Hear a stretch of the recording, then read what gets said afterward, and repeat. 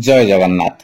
दारू देवता महाप्रभु श्री जगन्नाथଙ୍କ जीवंत कार्यकलापକୁ ନେଇ ଅସୁମାରୀ ଅବିଶ୍ୱାସନୀୟ ଘଟଣା ସବୁ ରହିଅଛି, ଯାହା ଜାଣିଲେ ଆଉ ଶୁଣିଲେ ମନ ଉତ୍ଫୁଲ୍ଲିତ ହୋଇ ଉଠେ। ମହାପ୍ରଭୁଙ୍କ ଅପୂର୍ବ ଲୀଳା ଭକ୍ତଙ୍କ ମାନସପଟ୍ଟକୁ ଆନ୍ଦୋଳିତ କରି ଭକ୍ତି ଭାବନାରେ ରସଫୁଲ୍ଲିତ କରିଦିଏ। ଭକ୍ତଟିଏ ନିଜକୁ ମହାପ୍ରଭୁଙ୍କ ପାଦପଦ୍ମରେ ସମ୍ପୂର୍ଣ୍ଣ ରୂପେ ସମର୍ପିତ କରିଦେଇ ନିଶ୍ଚିନ୍ତ ହୋଇଯାଏ, କାରଣ ବିଶ୍ୱାସ ଅଛି ଯେ ଭକ୍ତର ଡାକ ଶୁଣି ତା ଡାକରେ ବାଡ଼ି ଧରି କାଳିଆ ପାଖରେ ଆସି ଛିଡ଼ା ହୁଏ ବୋଲି, ଭକ୍ତକୁ ମହା ବିପଦରୁ ରକ୍ଷା କରେ ବୋଲି। ତେବେ ପ୍ରଶ୍ନ ଉଠେ, କଣ ଭକ୍ତି ଓ ସମର୍ପଣ ଭାବନା ସହିତ ଜଗନ୍ନାଥଙ୍କୁ ଡାକିଲେ ସେ କଣ ଭକ୍ତର ଡାକ ଶୁଣନ୍ତି, ତାର ସମସ୍ୟାର ସମାଧାନ କରନ୍ତି? ଏହାର ପ୍ରମାଣ କଣ? ଆଉ ଆଜି ଜଗନ୍ନାଥ ପ୍ରେମୀ ଓ ଜନସାଧାରଣଙ୍କ ପାଇଁ ଏଭଳି ଏକ ଚମକପ୍ରଦ ଘଟଣାଟିଏ ମୁଁ କହିବା ପାଇଁ ଯାଉଛି, ଯାହା 1991 ମସିହାର ପ୍ରମୋଦ କୁମାର ମହାପାତ୍ର ବାବୁଙ୍କ ଜୀବନରେ ଘଟିଯାଇଛି। ଆମେରିକାର ଟେକ୍ସାସ ପ୍ରଦେଶରେ ଟେକ୍ସରକାନା ସହରରେ ଜଣେ ଆମେରିକୀୟ ଭଦ୍ର ବ୍ୟକ୍ତିଙ୍କ ଘରେ 2-3 ଦିନ ରହିବା ପାଇଁ ସୁଯୋଗ ମିଳିଥାଏ ପ୍ରମୋଦ ବାବୁଙ୍କୁ। ଓଡ଼ିଶାରୁ ଯିବାବେଳେ ସେ ନିଜ ସହିତ କଟକର ତାରକସି କାରୁକାର୍ଯ୍ୟ ଆଉ ପିପିଲିର ଛୋଟ ଛୋଟ ଚାନ୍ଦୁଆ ସହ ଶ୍ରୀ ଜଗନ୍ନାଥଙ୍କର କାଠ ନିର୍ମିତ କିଛି ଛୋଟ ଛୋଟ ମୂର୍ତ୍ତି ନେଇ ସାଙ୍ଗରେ ଯାଇଥାନ୍ତି। ମନରେ ଏମିତି ଭାବିକି ଆସିଥାନ୍ତି, ଆମେରିକୀୟମାନଙ୍କୁ ତାରକସି ଆଉ ପିପିଲିର ହସ୍ତକଳା ପଦାର୍ଥ ଦେବା ସହିତ କେହି ଯଦି ଭାରତୀୟ ଦେଖା ହୁଅନ୍ତି, ତେବେ ସେମାନଙ୍କୁ ଜଗନ୍ନାଥ ମୂର୍ତ୍ତି ଦେଲେ ହୁଏତ ସେମାନେ ଅପାର ଆନନ୍ଦ ଲାଭ କରିବେ। ଯିବା ସମୟରେ ଜଣେ ଗୁଜୁରାଟୀ ଭକ୍ତଙ୍କୁ ସେ ସାକ୍ଷାତ କରିବା ସମୟରେ ଜଗନ୍ନାଥଙ୍କ କାଠର ମୂର୍ତ୍ତିଟିଏ ଦେବା ବେଳେ ସେ ଭଦ୍ରବ୍ୟକ୍ତି ଜଣକ ଭକ୍ତିରେ ଗଦଗଦ ହୋଇ ଉଠି ପ୍ରମୋଦ ବାବୁଙ୍କୁ ପଚାରିଲେ, ଆପ ଜଗନ୍ନାଥ ଦେଶ ସେ ହେ? ଆଉ ଏମିତିକି ତାଙ୍କ ପାଦ ଛୁଇଁ ସାଷ୍ଟାଙ୍ଗ ପ୍ରଣାମ ମଧ୍ୟ କଲେ। ପ୍ରମୋଦ ବାବୁ ବାରଣ କରିବା ସତ୍ତ୍ୱେ ବି ସେ ମାନି ନଥିଲେ, କାରଣ ତାଙ୍କ ମତରେ ଜଗନ୍ନାଥଙ୍କ ଦେଶ ହେଉଛି ପବିତ୍ର ଭୂମି ଓଡ଼ିଶା। ସେ ମୂର୍ତ୍ତିକୁ କୋଟିନିଧି ପାଇଲା ପରି ଉଠାଇ ନେଇ ମୁଣ୍ଡରେ ମାରି ଧନ୍ୟ ଧନ୍ୟ ହୋଇଗଲି ମହାପ୍ରଭୁ ବୋଲି କହି ଉଠିଲେ।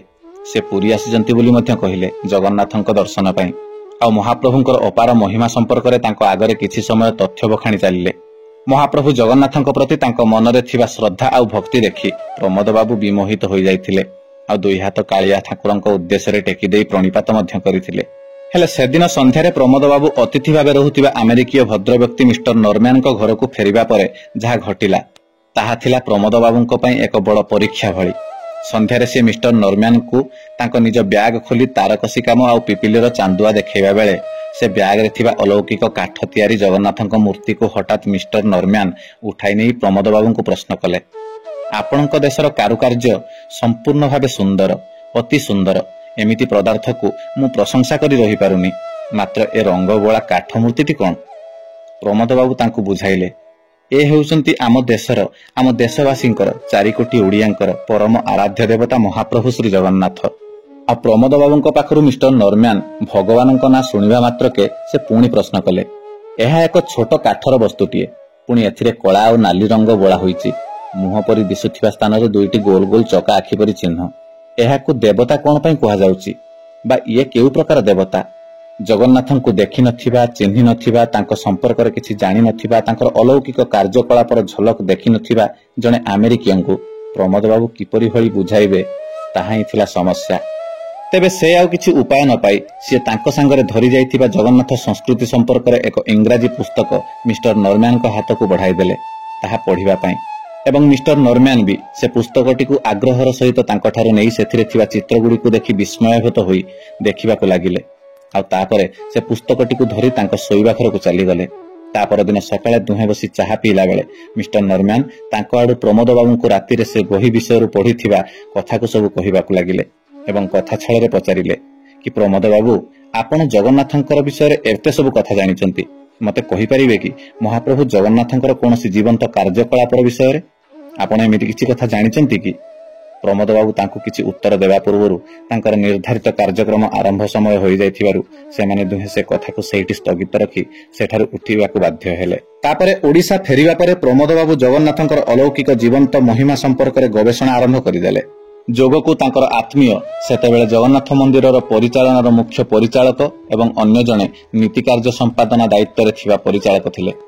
ଉଭୟଙ୍କଠାରୁ ଅନେକ ପୂର୍ବତନ ମୁଖ୍ୟ ପରିଚାଳକ ଜଗନ୍ନାଥ ପ୍ରେମୀ ବରିଷ୍ଠ ବିଦ୍ୱାନ ବ୍ୟକ୍ତିଙ୍କ ସହ ଆଲୋଚନା କଲାବେଳେ ଏପରି ଅସଂଖ୍ୟ ଘଟଣା ତାଙ୍କ ସମ୍ମୁଖକୁ ଆସିଲା, ଯାହା ଅବିଶ୍ୱସନୀୟ, କଳ୍ପନା ବାହାରେ ଥିଲା।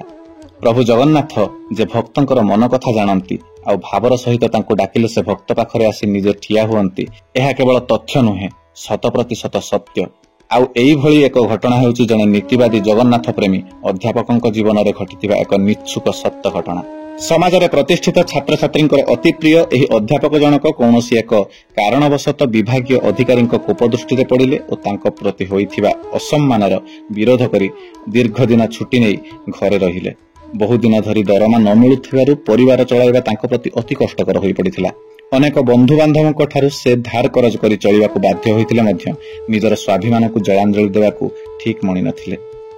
दिने संध्यारे तांको कॉलेज पढ़ुआ झियो तांको परदिन कॉलेज रो फॉर्म पूरण पई 200 टंका आवश्यक थिबारु 200 टंका देबाकू कहिले। अध्यापक जनक ता परदिन देबे बोली कहि झियो को सांत्वना देले मध्य तांको मुंडरे सेतेबेले जेपरि एक चड़क पड़ीगला परि अनुभव होइथिला। सेतेबेलकू से अध्यापकंक पक्षरे परिवार चलाइबा पई आर्थिक परिस्थिति अत्यंत दुर्विषह होई पड़िथाय। पॉकेटरे मात्र 40 रु 50 टंका पड़िथाय।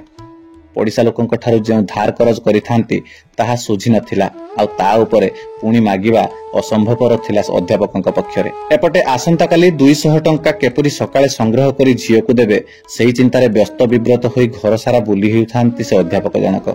समय राति 11टा हवा पाखापाखि। आखिरे निद नथाय। एमिति चाहू चाहू राति 12टा बाजी जाई थाए।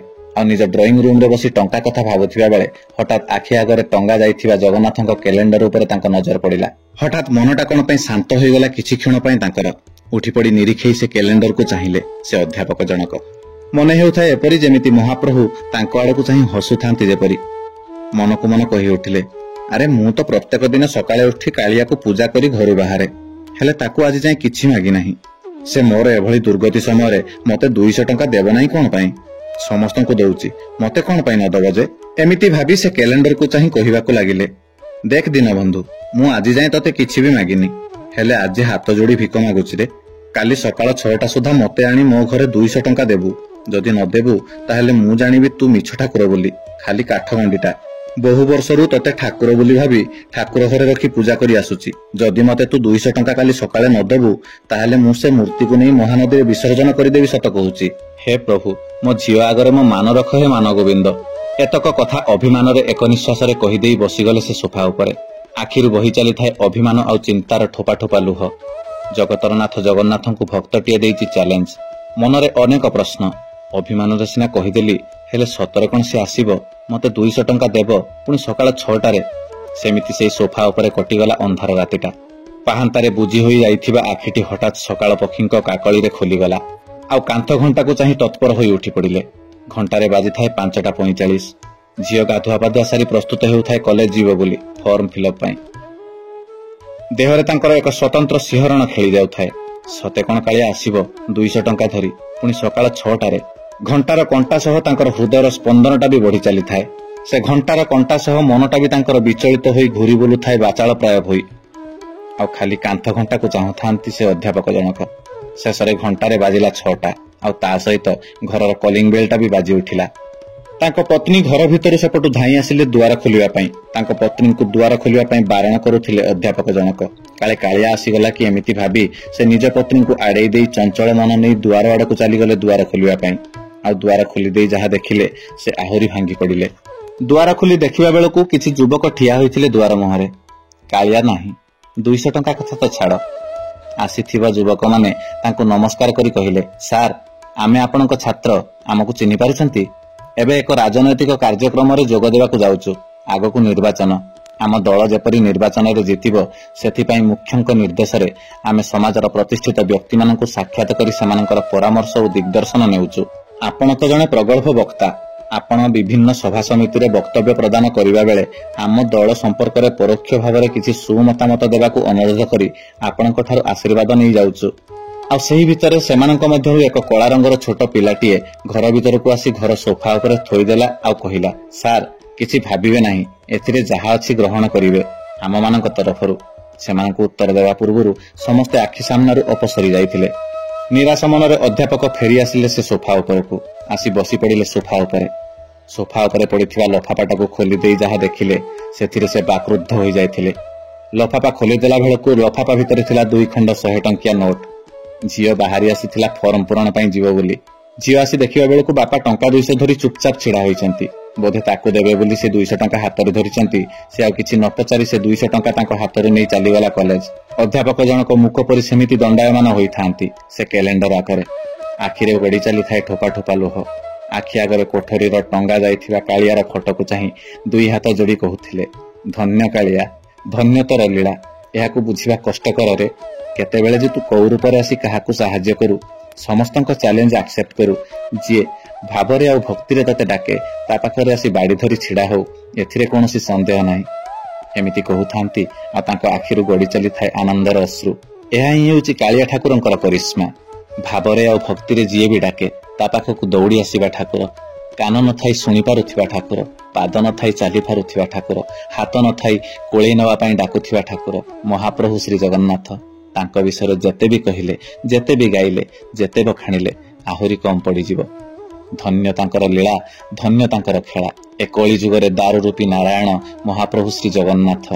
तांको विषय आउ अधिका बा कौन कहि परिबो ए भक्त? तांको विषय अधिका बा कौन अनुभव करि परिबो ए भक्त?